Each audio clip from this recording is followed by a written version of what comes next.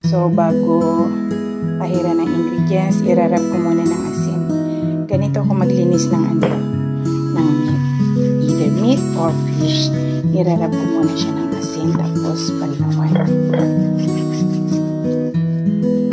Ngayon, lalagyan ng bawang. Dapat maigi yung bawang ko. Paminta. Asin. Ay, nakadami na. At seasoning. Ngayon, isas natin maigi para malupot yung lasa.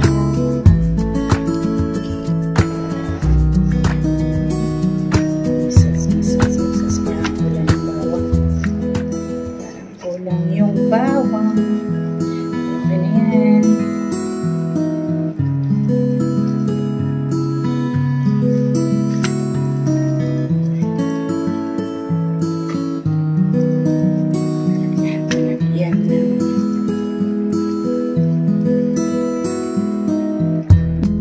Ngayon, maglagay na ng lemongrass,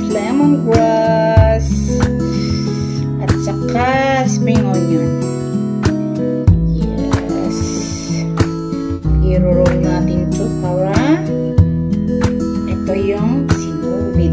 Pangtahin natin.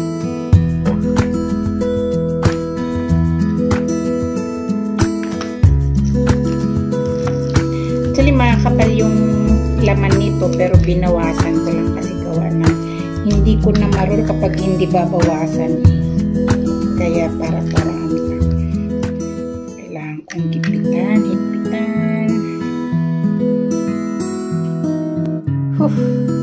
Hirap talian.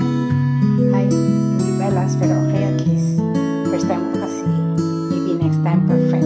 So, ngayon guys, i-steam na natin. I-steam ko ng at least 45 minutes. Diba? Steam for 45 minutes. Ipapadry ko na lang at saka mamaya pahirap na kasi. Prepare na natin.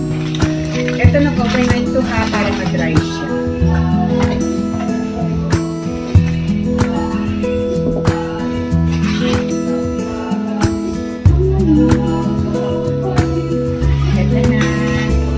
Preheat ko lang yung oven.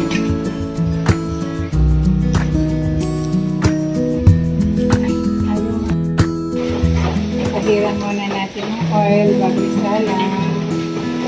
Ito.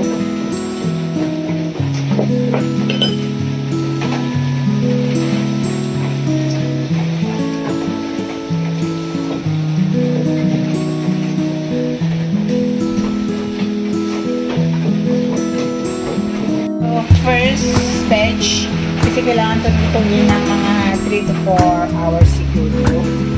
Adjust ko lang siya ng 150 degrees. So, naisalang ko na.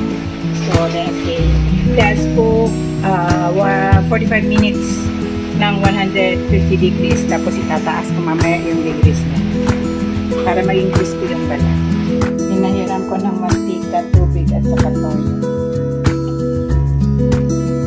Ano oras ka punta dito? Yan ko kaya si Mariel. Bulong.